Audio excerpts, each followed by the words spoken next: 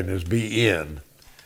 And so we trained there at Camp Beale, California for, as I say, for approximately 18 months. And we thought we'd be going to the Pacific, but Army doesn't do things that way.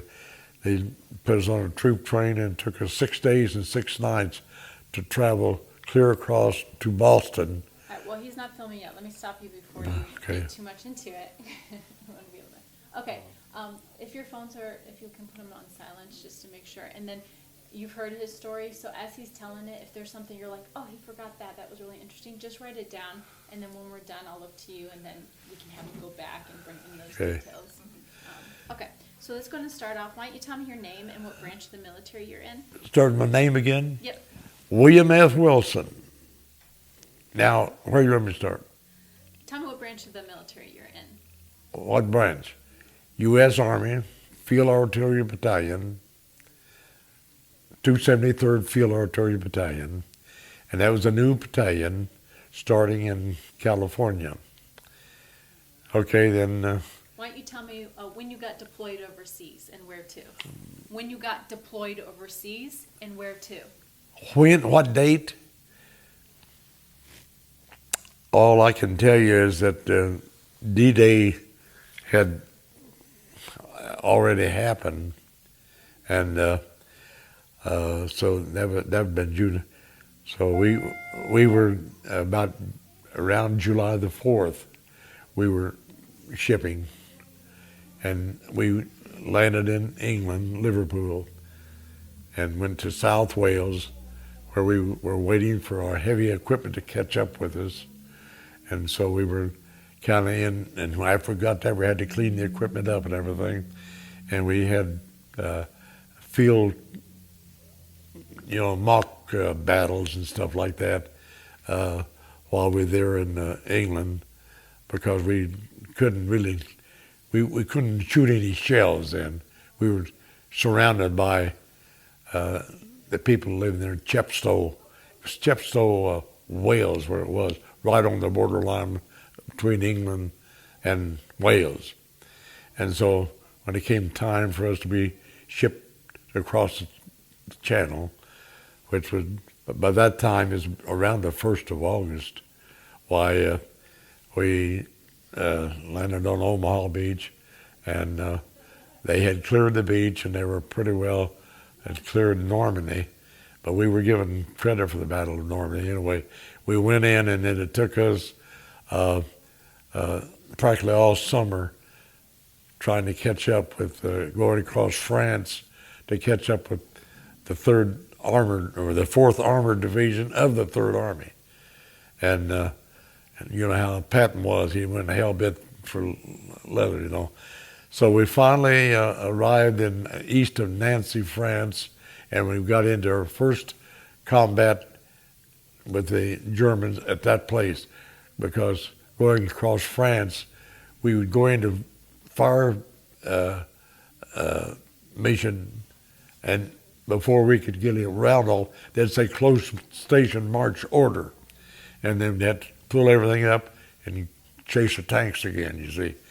So we finally got into really firing some shells in east of of Nancy, France there, and then it was kind of stalemated for a month or so, or 2 months, I don't know.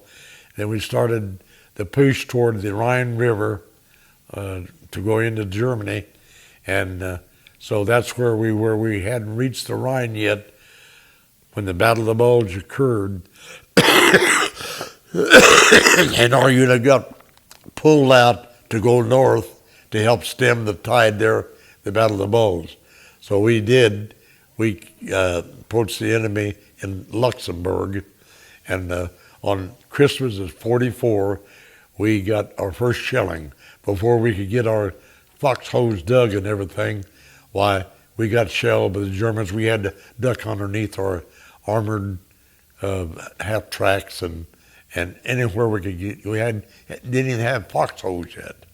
Of course, there was snow on the ground and everything. I'll never forget that Christmas, '44. The German 88s opened up on us, but by the time we survived that, and then we got our guns in place, and we started getting, and we had quite a bit of firing then for night and day there for several days. And the Germans got so close to us that we had to level our guns just like shooting a rifle from your shoulder. So those big guns like that, if we put supercharge in, we could get out 14 miles. Ordinarily, we'd get out just about 8 miles with regular charge. And most of the time, that's what we fired. We had long toms. They were rifles. They weren't howitzers.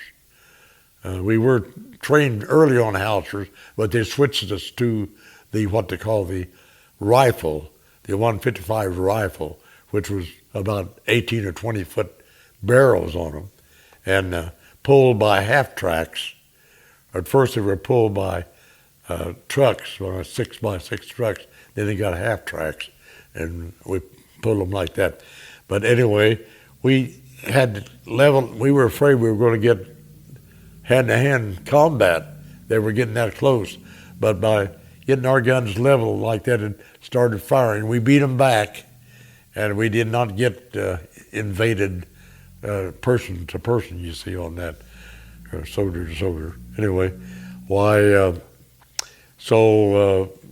we gradually helped turn the tide of the battle there, and the Third Army, the armored division of the Third Army, were the ones that rescued the battered bastards at Bastogne.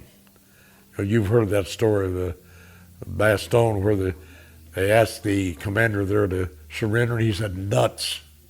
He ordered the word nuts.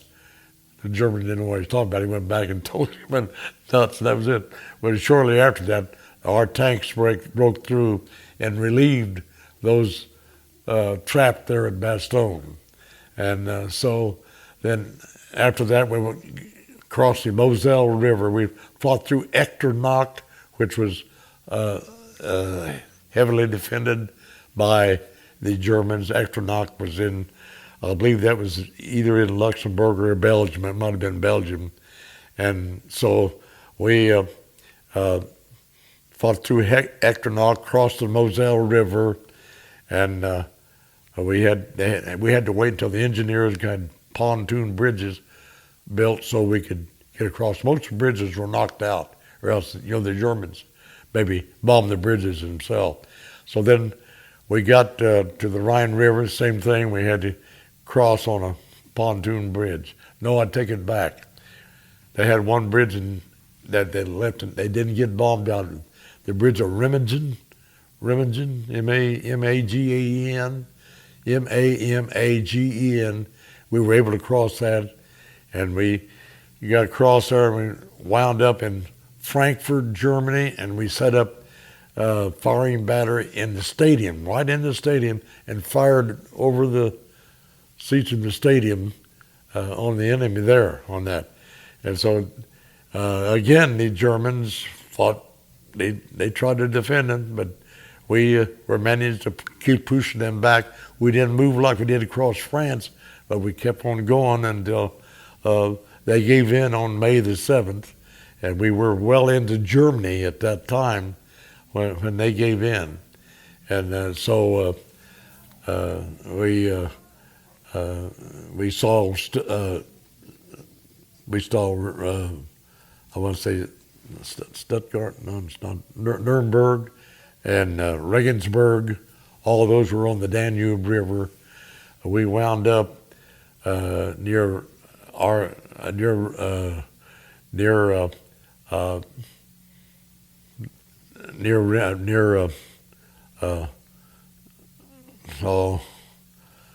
my thoughts leave me now. But anyway, it was near Raymond. I can't tell you the name of the town, but our division, our Third Army, part of it was headed for Austria, part of it was headed toward to beat the Russians in Czechoslovakia. Well, the Russians got credit for liberating Prague, Czechoslovakia. They didn't do it. The Third Army did it. The Third Army was the first one in there, and relieved them, liberated the people. And so then it wasn't long after that, though, that they did capitulate, and they had the celebrations is all over with and everything. And so our unit then was placed on security guard to round up displaced people, prisoners on their way back, trying to get back home from the war and everything. And so we did that a good part of the summer. But we were placed in a little fort-like place that had been a factory in Abilene, Germany, outside of Regensburg. To get into Regensburg, we had to take a ferry. The bridge was knocked out. We couldn't go into Regensburg unless we went on the ferry.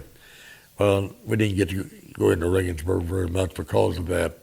But we rebuilt this factory there into a livable place. We had Quonset huts for the soldiers and things like that, so we were there until the Japs. We thought we was going to have to go to the Pacific, and the Japs then surrendered after the atomic bomb was dropped. See, and so I've left a lot of this out because I didn't want to go into it. I left out the part traveling across the United States, and we had one soldier fall off our train and was killed before we ever got to battle. And we had another soldier that was bitten by a Rocky Mountain tick and was taken to the hospital. I thought he was going to die. He caught up with us in England, though, and he lived and served with us. So anyway, we, as I remember right, left. We were there at Abilene. We built a baseball field. We had a scoreboard. It was named after one of our soldiers that was killed in action, Bob Gross Field there. And I was an A battery, 273rd, and we had B battery, C battery, service battery, headquarters battery. So we had a league. A battery won it. And I was the catcher on the A battery team. So I felt pretty good about that. And so after we were slated to go back and be transferred back to the United States, this was after the war with Japan had ended. And so they took us back to Reims, France then, and we waited until we could get shipment back home. Well, by that time it was December. So I got back to the States and got back to Camp Chaffee, Arkansas about the 15th of December. I got credit for the rest of December there, so I tell people that I really wasn't mustered out until the 1st of January. So maybe be in from February 43 until January 46, practically 3 years. And so I had to have a tonsillectomy. My tonsils were bad. So I was going to get it done there before I got out of Camp Chaffee, Arkansas. Camp Chaffee, Arkansas, down below Fort Smith, Arkansas. And that was about pretty close to my home.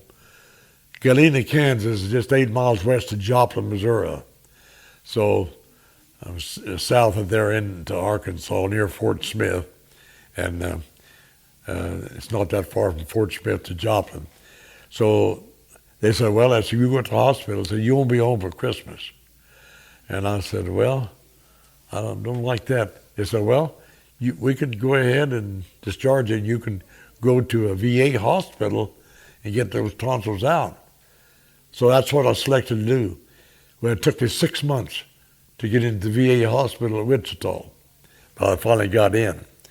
But that pretty well winds up my story. I mean, I hope I haven't left out too much, but I've left out some of the parts anyway.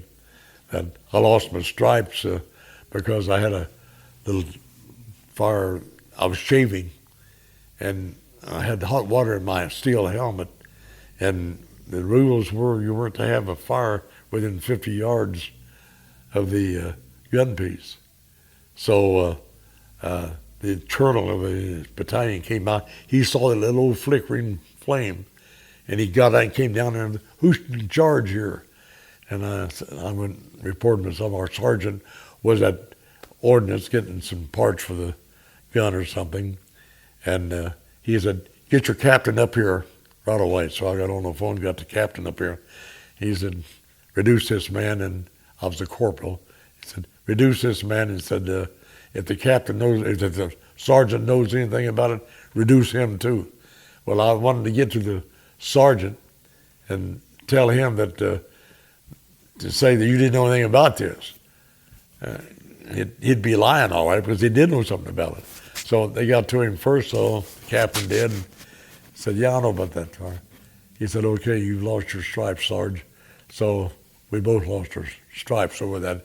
The rest of the gun section were really, they thought we got a dirty deal, and they like because really we were not, we were violating.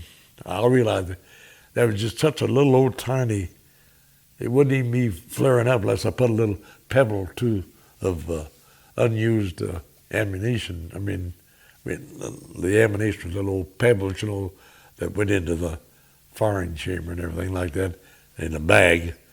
And so I just feel just a little bit, and then flare up, and then get hot, and then I'd shave some more. And I hadn't shaved for 2 or 3 days, so I needed it. But I wasn't the only one doing that. I just happened to be the one to get caught. The other guys were taking their turns too. We didn't think about the old man from the battalion coming around. We'd get it done, get it over with. They wouldn't even know we did that, see. But it just goes to show you that you better stick with rules, or else you may get fired. Anyway, and so I got back before Christmas, and my folks were glad to see me. They met me at the bus and everything. And the first person I saw when I got back that was on the bus before I got to Galena was my uncle. He lived there in Galena, and he was kind of like, I told you I had lost my dad before I was born. So my uncles kind of looked after me a little bit. And they'd come to the ball games, they'd cheer for me and everything. And so I saw Uncle Alpha, and he looked so little. I thought when I went, he was big. And so he told me, so Billy said, you've changed, and you've grown up in 3 years. Well, naturally I would, you know, on that. But he was the first one I saw when I got back. And so that was in Christmas of 45, yeah. Can I go back and ask you, what was your exact role in your unit? What's that? What was your exact role in your unit? Okay, I was a gunner on the artillery piece. It's my job to set these. We had an instrument, we had aiming sticks. Everything was done manually then. Like now, they push the button and things happen. Back then, you did everything manually. So it was my job to be sure that as the information was given by the sergeant by the telephone from formation up front to how far to elevate it and how far to the latitude should be and all that, and then get on the aiming sticks for those correct numbers and everything like that. And when I was ready, I'd say ready, and then the number one cannoneer, he would be sure that he was ready to fire, and he would say ready, and then the sergeant would get that information back, and he would give the word to fire. So that and then sometimes though they'd say fire at will. Sometimes we got a commission to fire, and we just kept firing until they told us to stop, you know. We had about a dozen men in the gun section, and they didn't all have to maybe be on at once. Maybe we could get by with 8 gunners, 8 cannoneers. But you see, it took not only the gunners, the men, and the number one cannoneer, but it took a guy on each side of the holding the 90-pound projectile shell, see, on that. And then we had the guys, 3 or 4, they had the ramming rod back there, and they would ram that 90-pound shell, you see, into the chamber, and that's how it worked like that. So, but we had to have that many men because we had to have men that was bringing the ammunition up close enough to where we could use it. And like I say, 90 pounds is pretty heavy to lift around, and so anyway, that was basically what my job was, and which I thought was a responsible job. Yeah. Do you break down get any more details about Yeah. Okay. All right. Do you have anything that we? I thought one of the stories you told today that was interesting about when you guys shot out of the stadium. What's that? When you shot out of the stadium. Can you tell Out of the stadium? When the guns were in the stadium and you were Yeah, we were in the stadium. We were shooting over the stadium and like that. Mm-hmm. We weren't there very long. We weren't there very long. I suppose we probably didn't fire more than a dozen times, and then we'd be gone. See, in our battalion, I was in A battery. We had 4 guns. I was in the number 1 gun section. Then there was a number 2 section, 3 and 4, and in the battery, the whole battery there, you see. The battalion. There'd be 4 times 3, 12 guns in the battalion there, you see. See, the firing batteries were Able Battery, Baker Battery, and Charlie Battery, see, batteries. And so those were all the guns are like that. And sometimes maybe the formation wouldn't be that great. They'd just maybe use our gun to fire. And then maybe sometimes they'd use 2. And then a lot of times if we really wanted to have a heavy concentration on what we were firing on, why all 4 gun sections would be busy firing there, you see. And so most of the firing, though, majority was during the daylight hours. But we did have some nighttime firing. We had some nighttime firing. And sometimes we'd be in bed fast asleep. We slept in tents. And we'd get formation at 3 o'clock in the morning. And if you were on duty that night, you scrambled out of bed and slipped your boots on and got out there to your position and ready to take orders to fire and everything. The weather was quite a bad thing for us because we'd get our guns sometimes stuck in the mud. It'd been raining so much. It would be into a field. By the time we got ready to pull out, while it was so soft, we'd get stuck getting out, and it'd take us a half day sometimes to get a gun out of position there because of the mud and everything. And it rained a lot. Before we got the big tents that would hold 12 men, we slept in pup tents, and you had your buddy that you had your pup tent with, and you'd dig trench around your tent, and so the water wouldn't be so bad, it'd run away from it. But if you touched the inside of those tents, you'd get leaks. So a lot of times we'd get wet when we didn't want to get wet. And but that only lasted a short time. Before winter came, we got these big, what I call them pyramidal tents that 12 men could bed down in. We'd go out and we'd get straw and stuff like that from the farmers and stuff like that. Make our bed, put our bedroll on the straw, and that was a lot better than those pup tents. So, and then of course, we had to dig foxholes. Every place we went in position, as soon as we got our gun in ready to fire and everything, we had to dig a foxhole. And there were a good many times we had to make a dash for the foxhole because we would get counter battery. That means their artillery would be firing on us, you see. And but not too much. We were far enough back. We were fortunate. We'd see the infantry troops going by into the front. You know, they'd be cocky going up, like they're going to get it over with. A few days after they'd been in battle, about 3 days, they'd come back, heads down, not a word was said. Some of the guys might have bandages on them or something like that. And they didn't have much to say then after you'd been on the front line facing the fire like that. And especially in the Battle of the Bulge there.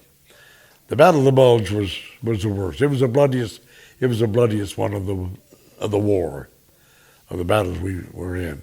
We didn't really have any combat energy, I'd say, casualties until the Battle of the Bulge. Yeah. What else can I tell you? But I hope I'm giving you a pretty good story about it. Does it sound all right? Yeah. It's perfect. He's Rich? pretty good at relaying it from step to step. So that's really Yeah, Thank you. yeah. Thank you for sharing your story, William. I really appreciate it. Well, one thing about it, I still have my memory, but I know even then, it's been so long ago, you're going to forget some of the little details, things like that. Sure.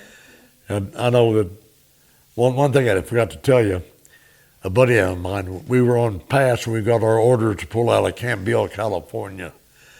And we were going to visit his uncle who lived down in Los Gatos, California, which was near San Jose. San Jose was in the northern part near Frisco, San Francisco.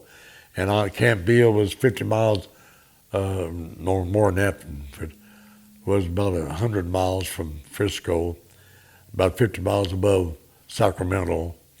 And so we had a weekend pass.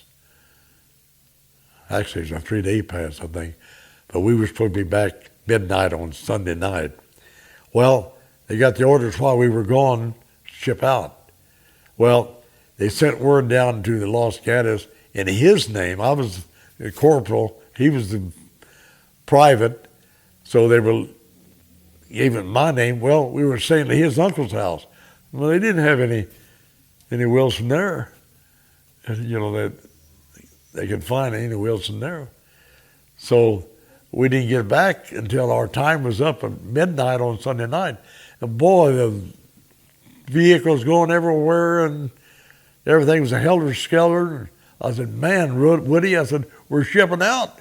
And so I got back into my dorm, and the guy in charge of the dorm, the sergeant, said, the captain wants to see you, Wilson. So I went over and he told me about not being able to locate him, and I told him what the story was. He said, I understand. He said, but get the hell back out of here, get your stuff ready. We're shipping out in a few hours. So I had about 2 or 3 hours to get my duffel bag packed and get everything I had before we shipped out on that.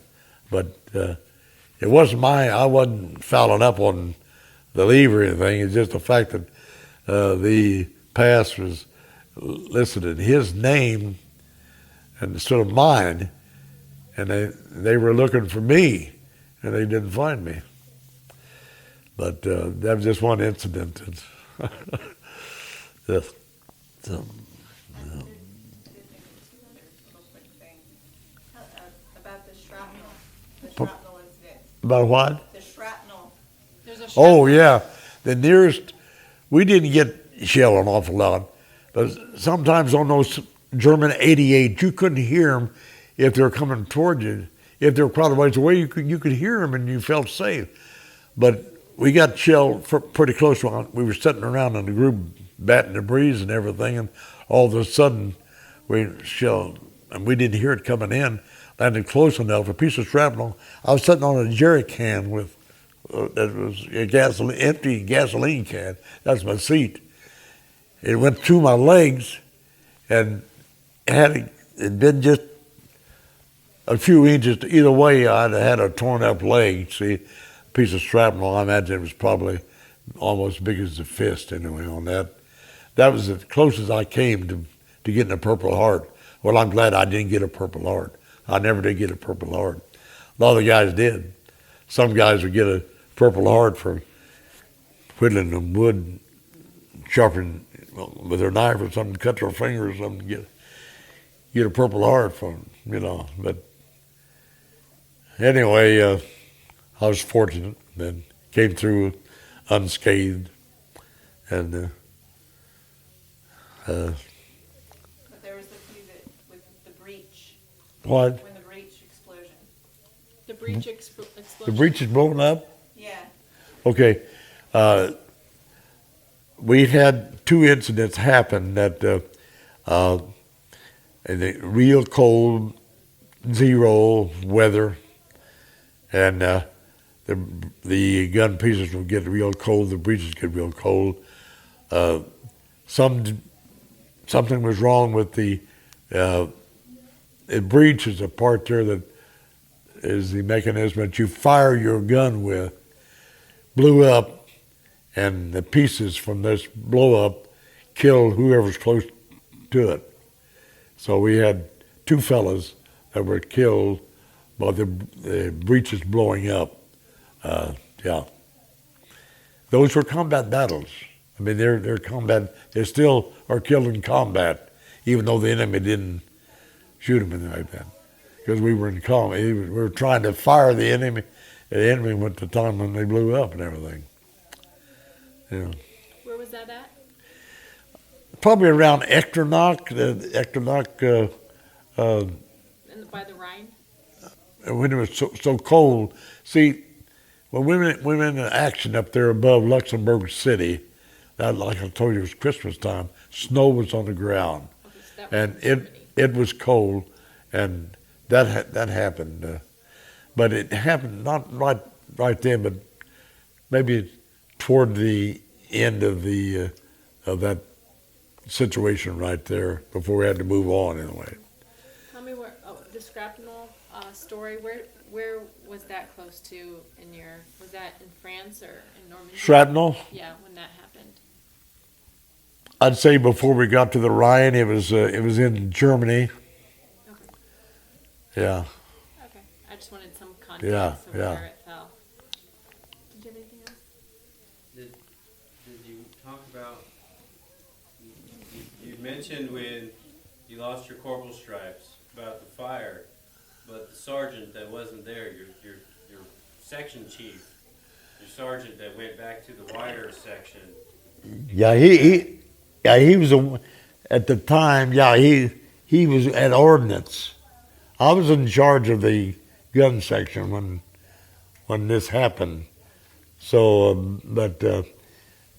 the captain asked him before I could get to him that what had happened. He said, "Yeah, I know about that fire. I know about it." So he lost his stripes too. Yeah, and then he at one time had been the chief of the fire. We had each battery had their own fire section or signal section. They call it a signal section, where they had to string the wire. For radio, yeah, had to string the wire. So he went back to his old job after he got.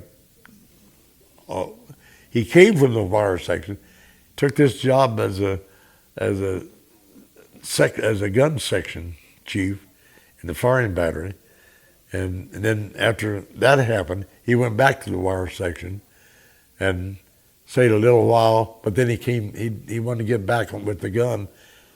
He should have stayed in the wire section. He wouldn't have got killed maybe, but he came back there, and he was one of them was blown up by the breech blowing up. Yeah. Just never know. You gotta go in there. Yeah. Well, I hope I've given you a pretty good story. Yeah, you did. Thank you for sharing it. We're